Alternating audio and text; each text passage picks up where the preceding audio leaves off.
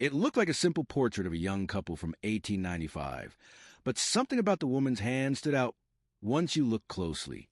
Afternoon light streamed through the tall windows of the Charleston Historical Society and stretched across Dr. Maya Richardson's desk. She had spent 3 long hours sorting through old donated photos, her eyes tired from studying faded faces and cracked prints. Most of the images were the usual type: stiff family groups, serious children, older couples staring straight at the camera. Then she picked up photograph number 47. It showed a young black couple, probably in their mid-20s, standing in front of a painted backdrop made to look like a Victorian-style room. The man wore a dark suit that looked a little too big for him, and his posture was tight and formal. The woman next to him wore a high-collared dress with detailed lace and had her hair pinned up in the style of the 1890s. On the back, someone had written in faded pencil, "Thomas and Sarah, Charleston, South Carolina, April 1895. Maya almost set the photo aside, but something made her stop. She lifted her magnifying glass and studied the woman's face. Sarah looked straight at the camera with a hard, focused stare. Her expression was flat and distant, which felt unusual for such a rare and costly portrait for a black couple at that time. Maya looked down at Sarah's hands. The right hand rested naturally, but the left hand made her freeze. The fingers were arranged in a very specific way. The thumb and index finger formed a small circle, and the other 3 fingers pointed upward and slightly apart. It was subtle, hidden in the dark fold of her dress, but it was deliberate. Maya's heart sped up. She had seen that gesture before while studying hidden signals used by enslaved people and underground railroad networks. But this photo was from 1895, decades after the Civil War. Why would a free black woman pose with what looked like a distress signal in a formal portrait? She took out her phone, snapped a picture, and zoomed in. There was no mistaking it. The gesture was intentional, a silent message frozen in place for more than a century. That night, Maya spread printouts of the photo across her dining table in her small apartment overlooking Charleston Harbor. She opened her laptop and pulled out her research notes. The humid April air pressed against the windows as she began with the basics. Thomas and Sarah, Charleston, 1895. No last names, which was common for black families during that era, because records were often incomplete or handled carelessly by white clerks. Maya searched the 1900 federal census for Charleston County. If the couple stayed in the area, they should appear in the records taken only 5 years after the photo.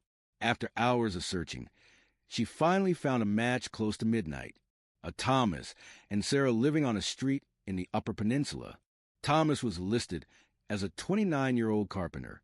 Sarah was 26 with no job recorded, which usually meant she did domestic work that census takers ignored. They had been married for 7 years, placing their wedding in 1893, 2 years before the portrait. Maya leaned back and tried to take it all in. They were newly married, building a life together during one of the most dangerous times for black people in the South. The 1890s brought harsh segregation laws, blocked voting rights, and a wave of lynchings that terrorized black communities.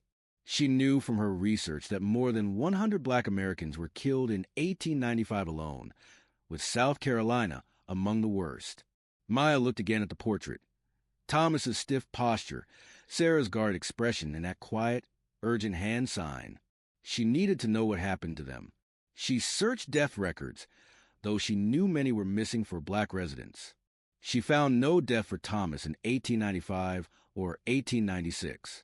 Then she checked the 1910 census and saw his name again. He was still working as a carpenter at age 39. But Sarah was no longer listed with him. With shaking hands, Maya searched Sarah's name in death records from 1895 to 1900. The results loaded slowly, and then she saw it. Sarah, wife of Thomas, died in August 1895 at age 26. Cause of death: complications from injuries after a fall, for months after the photograph was taken. At dawn the next morning, Maya returned to the Historical Society. She went straight to the donation files to check where the photos had come from. The collection, including Thomas and Sarah's portrait, had been donated by an estate sale company clearing out a house on Trad Street. When Maya called the company, The woman who answered explained that the house belonged to someone who had recently died with no family left. The home had been in the same family since before the Civil War, and many boxes of old photos were found in the attic. Most of the extra papers and items had been thrown away. Only the photographs were donated. Maya asked if the house could still be accessed. The woman said yes, but only for a little longer. 2 hours later, Maya stood outside the weathered 3-story home on Trad Street. Inside, the air smelled damp and old. She climbed to the attic and began searching through forgotten boxes. In the far corner, behind a broken rocking chair, she found a wooden crate labeled Photographs Various. Inside were loose papers the company had ignored. At the bottom, she found an envelope addressed to Mrs. Elizabeth Morrison of Trad Street. It was postmarked September 1895. Inside was a letter written in neat handwriting. The writer explained that Sarah, who had worked in the Morrison home until her marriage that April, had died after an accident in August. Thomas was trying to find information about Sarah's family, but he had no idea where she came from. He could be reached through Reverend Patterson at Emmanuel Church. Maya read the letter over and over. Sarah had worked as a maid in this house. She left when she married Thomas, and only months later, she was gone. Maya went straight to Emmanuel African Methodist Episcopal Church on Calhoun Street, a place she knew well for its long history in Charleston's black community. Reverend Marcus Johnson welcomed her and led her downstairs to the archive room, warning that records from the 1890s were incomplete because of past fires and uneven record keeping. Maya explained she was looking for information about Thomas and Sarah, married around 1893, and any notes from Reverend Patterson, who served in 1895. Reverend Johnson pulled out old leather-bound ledgers and began carefully turning the pages with her. They found it. Thomas Daniels and Sarah married April 7, 1893. Sarah had no last name listed, something that often happened if someone had been enslaved or did not use a former enslaver's surname. There was another entry. August 28, 1895. Funeral service for Sarah Daniels, buried at Magnolia Cemetery in the section for black residents. In the margin, Reverend Patterson had written a short note. Inquiry from T. Daniels regarding marks on deceased. No answers provided. Matter closed. Maya felt her stomach drop. Marks on the body? What kind? And why no explanation? Reverend Johnson said softly that during that time, suspicious deaths of black people were common, and authorities rarely looked deeper. Many cases were brushed aside as accidents to avoid questions about possible harm. Maya pulled up the portrait on her phone and showed him Sarah's hand gesture. Reverend Johnson studied it and said he recognized versions of that signal from historical accounts. It had been used by people seeking help during the era of enslavement. Even though it was 1895, he explained, black women working in white households could still face serious danger, and many had no way to protect themselves or speak openly about what they faced. Sarah worked as a maid, Maya said quietly. She was employed in the Morrison home on Trad Street until she married Thomas. And only 4 months later, she was gone with injuries that made her husband question what really happened. She needed answers. The genealogy floor at the Charleston County Library was calm and softly lit. Rows of microfilm machines, filing cabinets, and quiet readers filled the space. For the past week, Maya had practically lived there, arriving early and staying until the building closed. She was slowly building a fuller picture of the Morrison family. James Morrison had been a successful cotton merchant before the Civil War, his wealth built through enslaved labor. After the war, the family lost much of that wealth but kept the Trad Street home and continued employing household workers. They still moved comfortably within Charleston's white social world. In 1895, the household included James, his wife Elizabeth, and their adult son, Robert, who was 28, just a little older than Sarah. Maya dug through old newspaper archives and found Robert's name in society columns. He showed up in announcements, charity events, and write-ups about parties at the Morrison house. Everything pointed to a young man of privilege, educated and expected to follow in his father's business footsteps. Then she uncovered something odd. A short note in the Charleston News and Courier from July 1895 said that Robert Morrison had left for an extended trip to Europe. He was expected to be gone for the rest of the year. Maya frowned. Wealthy families usually traveled during the winter. Leaving in the middle of the summer was unusual. She searched for more information about his time abroad, but found nothing. No updates, no travel notes, no mention of his activities. It was as if he went silent for months. Then, in January 1896, another short note appeared. Robert had returned to Charleston and resumed work with the family business. He had left 1 month before Sarah's death and returned several months after. Maya opened her notebook and wrote out a timeline. April 1895, Thomas and Sarah pose for their portrait. July 1895, Robert abruptly leaves for Europe. August 1895, Sarah dies from reported fall injuries. January 1896, Robert returns home. She stared at the list, unable to shake the feeling that something was very wrong. Later that day, she visited the Charleston County Courthouse to look through property files. Attached to the deed for the Tradd Street house was a household inventory dated in 1900. It included a list of household staff, but of course Sarah wasn't there. She had died in 1895. But another document was tucked inside, a handwritten note recording a payment to Thomas Daniels, a carpenter, made in March 1895. It was for $200, an enormous sum for a black carpenter at the time. Maya's hands tingled as she photographed the note. Was the payment for real carpentry work?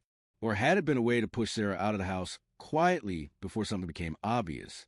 Before anyone could ask questions, she thought again about that portrait, about Sarah's hidden distress signal, about her sudden death only months after leaving her job, and about Robert leaving the country just in time. Maya knew she needed to hear Thomas's side. She returned to Emmanuel Church, hoping Reverend Johnson might help her find records she had no other way to access. Check the church minutes, Reverend Johnson suggested, especially the Benevolent Society. They help members in crisis. They found the Society's records in a separate ledger filled with brief notes about each case. Maya skimmed page after page, and then she found it. September 15th, 1895. A meeting was called to hear Thomas Daniels' request for an inquiry into his wife's death. He told the committee that Sarah had been healthy. He said she had been frightened in her final weeks and had mentioned threats but didn't give details. On the day she died, he received word that she had been hurt while visiting a former co-worker in the Morrison home. When he arrived, she was unconscious. The Morrison family's doctor said she died from a fall, but Thomas noticed bruises that did not match that explanation. He also saw marks on her wrists and defensive wounds on her arms. He asked for an investigation. The committee decided that pressing the matter was too dangerous. At that time, any complaint against a white household could put a black person at extreme risk.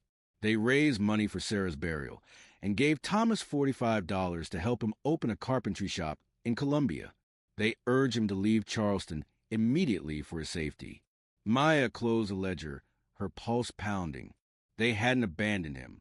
They had been trying to save him. Reverend Johnson looked at her sadly. In 1895, a black man accusing a white family of wrongdoing could be killed. The committee did what they could to protect him. Maya thought about the weight Thomas must have carried. He lost his wife, saw signs of harm on her body, and knew he could never speak openly without risking his life. He had to flee his own town to survive. And Sarah, only 26, had her truth buried with her, except she had left a message in that portrait, a last attempt to be seen. "I need to go to Columbia," Maya said. "I need to know where Thomas went next." Reverend Johnson nodded. "I'll contact someone there. Give me a day." That night, Maya sat in her apartment with the portrait propped against her laptop. Sarah's face looked different now. Not empty, but controlled. Careful, afraid. Maya wondered how long Sarah had known she was in danger. Had something happened while she was working the Morrison home? Had her marriage been arranged to quietly remove her from the household? And when that wasn't enough, had someone ensured her silence? Maya knew she would never know every detail. But she knew enough to understand that Sarah had tried to send a message, and it had survived. The next morning, Maya drove to Columbia. The flat coastal land gradually shifted into pine woods and red clay as she traveled inland. She carried an address for the neighborhood where Thomas might have set up his workshop after leaving Charleston. Reverend Johnson's contact, Pastor Ruth Williams of Bethlehem Church, had agreed to help. Pastor Williams, a thoughtful woman with silver braids, welcomed her into a quiet office that smelled of old paper and coffee. She pulled out a small leather-bound notebook worn from age.